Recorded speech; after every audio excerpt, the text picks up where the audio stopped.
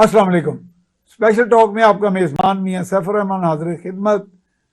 एक ऐसा सेगमेंट है हमारी सोसाइटी का जो जिसकी एम्पावरमेंट अभी भी ज़रूरत है through technology and through advancement through knowledge, और वो तबका है, वो सेगमेंट है विमेन फोक।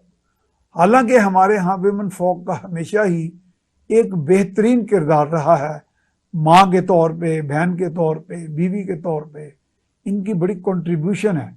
अगर आप गौर करें तो हम अभी भी बाज़ औक़ात कुछ इस तरह की फिगर्स या हमारे अंदर एक मिसकंसेप्शन पाया जाता है कि शायद हमारी ख़वातीन अभी तक महरूम हैं या उनकी कैपेसिटी बिल्डिंग प्रॉपर नहीं हुई।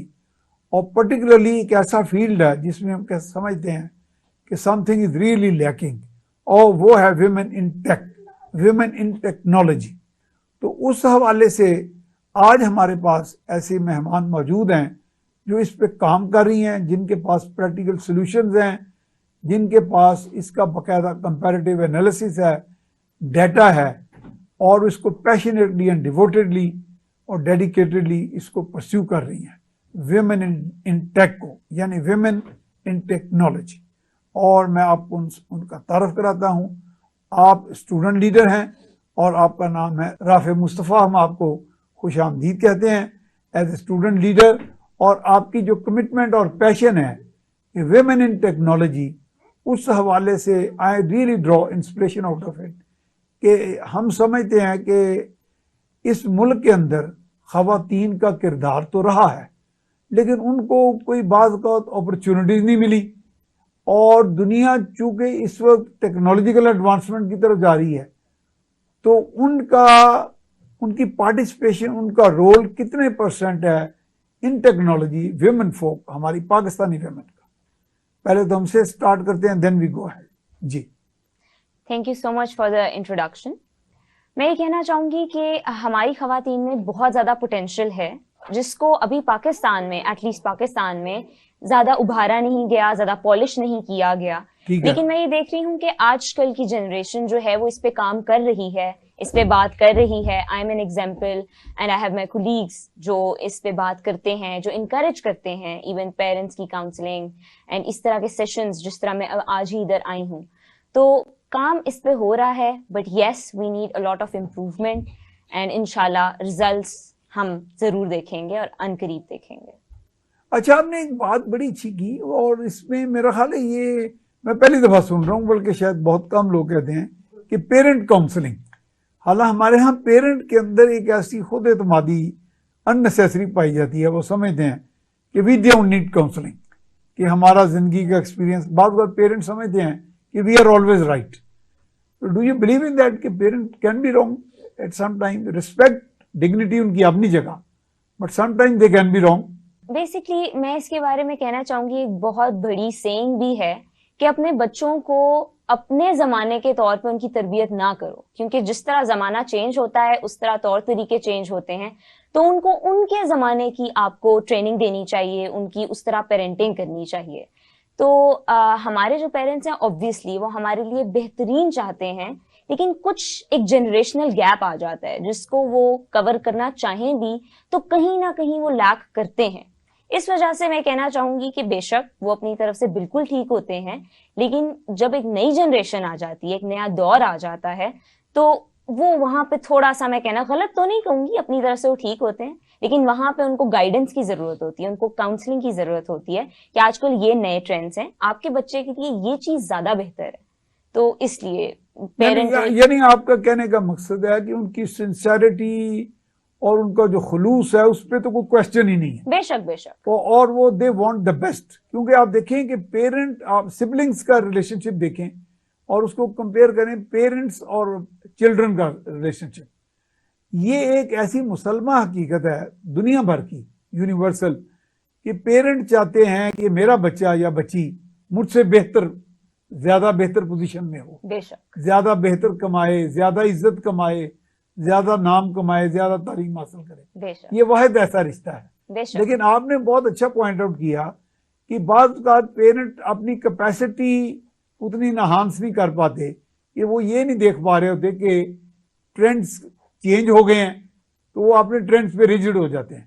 जी, तो मैं आपने आई बिल्कुल थिंक मेरे ख्याल दुरुस्त इससे फरमाया। प्रॉब्लम्स क्रिएट होते हैं फिर। बेशक प्रॉब्लम्स क्रिएट होते हैं जब स्पेशली जब बच्चों ने अपना करियर चूज करना होता है, तो जी। पेरेंटल प्रेशर भी एक चीज होती है, क्योंकि जाहिर बात है पेरेंट्स को लगता है कि बच्चे छोटे हैं, अभी अपना फैसला नहीं ले पाएंगे, तो इसलिए वो उन पे वो चीजें इम्पोज कर देते हैं, चाहते हुए ना चाहते हुए।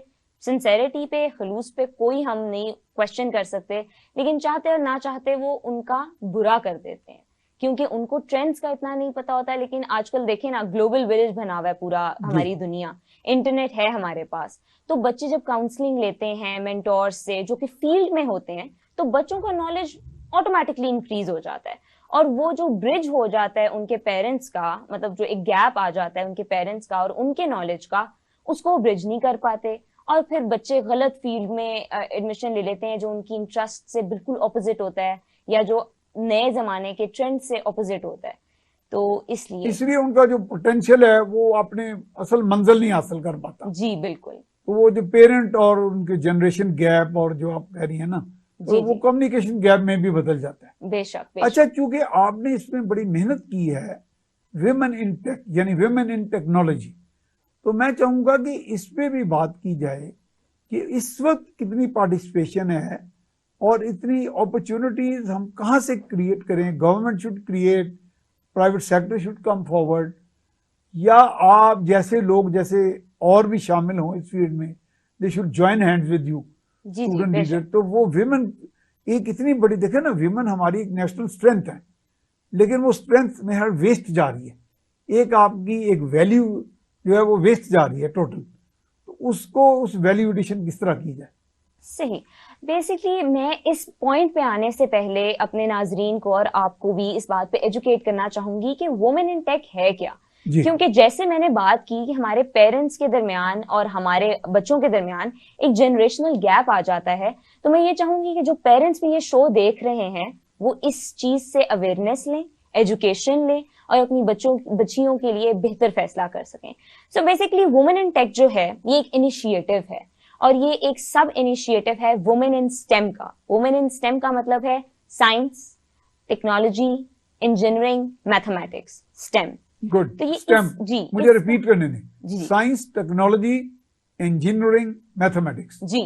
सो women should come in STEM, और आप उस पर काम भी कर रही हैं। जी जी। आपको और कोई ऐसे लोग मिले जो इस फील्ड में काम कर रहे हैं, इस डायरेक्शन में? आई एम वेरी लकी कि मेरे जो कोलीग्स हैं और मेरे जो मेंटोर्स हैं वो इस फील्ड में बहुत अच्छा काम कर रहे हैं।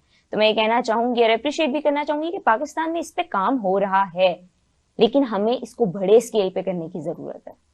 अच्छा, काम जो हो रहा है वो मॉडस ऑपरेंडी क्या है, उसका मेथोडोलॉजी क्या है, यानी कहाँ कहाँ पे हो रहा है? एट द यूनिवर्सिटीज लेवल, या कोई एकेडमिक लेवल, या कौन सी इंस्टीट्यूशनल लेवल पे हो रहा है?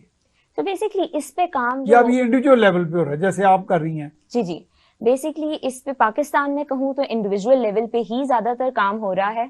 उसके अलावा एक बड़ी सरफेस पे काम हो रहा है जो कि हमें ग्लोबल इनिशिएटिव्स जो आते हैं। For example, women in tech is an initiative by Google. ठीक है, गूगल के एक बहुत डिफरेंट प्रोग्राम्स हैं जिसमें Google developer student club, Google developer groups आ जाते हैं। उनके ही अंडर वुमेन इन टेक का भी एक इनिशिएटिव है जिसमें वो खवातीन को उनके लिए डिफरेंट नेटवर्किंग सेशंस करते हैं, उनको डिफरेंट इनिशिएटिव से इंट्रोड्यूस करवाते हैं जिसमें वो एक नेटवर्क क्रिएट कर सकें, सीख सकें। सो मैं ये कहना चाहूंगी कि इंडिविजुअल लेवल पे काम हो रहा है और बड़ी ऑर्गेनाइजेशंस पे भी काम हो रहा है, लेकिन पाकिस्तानी हुकूमत थोड़ा सा इसमें लैग कर रही है, क्योंकि मुझे गवर्नमेंट नहीं नजर आ रहे initiatives to encourage women in technology. Do you feel that the people in the government they are unaware of this potential of the women that they come in technology, या ये male dominance factor है जो ये it is coming in the way? Unfortunately ये सारे factors मिलके इस चीज को वुमेन इन टेक्नोलॉजी को हिंडर कर रहे हैं।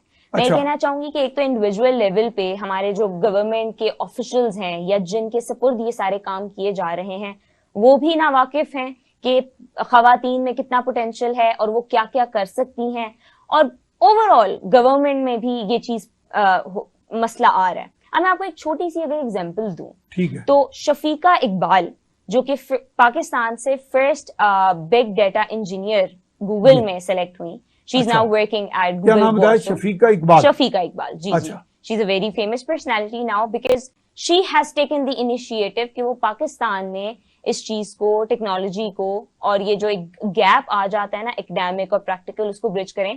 खैर that is another discussion. But मैं एक बता रही थी कि एग्जाम्पल ये है कि जब शफीका इकबाल की न्यूज ब्रॉडकास्ट हुई और लोगों ने काफी इंकरेज भी किया उनको, बहुत कांग्रेट्स भी उनको बोला, लेकिन there were many people on the other hand जो कहते हैं she is not the first one to go to Google. अब ये चीज जब मैंने देखी ना, मेरे अपने हल्का अहबाब में भी कुछ लोग थे. अच्छा. जिन्होंने फौरन जी इंटरनेट खोल दिया और दिखाया कि पाकिस्तान से ये बंदा भी गूगल में एम्प्लॉय रहा है, पहले ये भी गया है. तो आप ये माइंडसेट एक बस देखें कि इंस्टेड ऑफ इनकरेजिंग कि हमारी खवातीन कितना अच्छा काम कर रही हैं, ग्लोबल लेवल पे वो कितना मतलब पाकिस्तान के लिए नाम लेके आ रही हैं कि पाकिस्तानी बिग डाटा इंजीनियर, उसको अप्रिशिएट नहीं करेंगे. वो उनमें पिन पॉइंट चीजें नेगेटिविटी करना शुरू कर देंगे. और मैं यही कहूंगी कि ज्यादातर यही होता है कि they can not see a women you know taking the lead. Exactly. Taking the lead. Because that's not in their societal norms या in their cultural